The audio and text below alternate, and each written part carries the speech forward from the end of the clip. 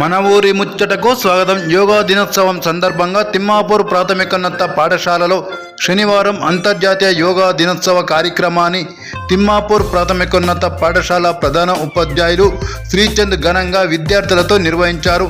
అనంతరం విద్యార్థులతో పలు రకాల యోగాసనాలు చేపట్టారు. ముందస్తుగా విద్యార్థులు ప్రాణాయామంతో ప్రారంభించడం జరిగింది. ఈ అంతర్జాతీయ యోగాసనం భారతదేశంలో పలు రాష్ట్రాలతో పాటు తెలంగాణ రాష్ట్రంలోని గ్రామస్థాయి నుండి రాష్ట్ర రాజధాని వరకు ప్రతి సంవత్సరం జూన్ 21వ తేదీన నిర్వహించడం జరుగుతుందని ఆయన తెలిపారు. యోగా అనేది శారీరక, మానసిక, ఆధ్యాత్మిక సాధనకు ఎంతో ఉపయోగంగా ఉంటుందని ఆయన అన్నారు. భారతదేశంలో ఆయుర్వేదం, యోగా, ప్రకృతి వైద్యం, యునాని, సిద్ధ, సోవా, రిక్పా, హోమియోపతి ప్రతి ఏడాది పలు రకాల ఆయుర్వేదాల వారు మంత్రిత్వ శాఖ ఆదేశాల మేరకు యోగా దినోత్సవాన్ని జరుపుకోవడం జరుగుతుందని ఆయన అన్నారు. దీనిలో భాగంగా గ్రామంలో గల ఆరోగ్య ఉప కేంద్ర సిబ్బంది పలు రకాల యోగాసనాలు చేపట్టడం జరిగిందని ఆయన తెలిపారు. యోగాలో ప్రతి ఆసనం శ్వాస తీసుకోవడం, దీర్ఘంగా వదలడం వంటివి యోగా చేయడం వల్లే లభిస్తుందని ఆయన తెలిపారు.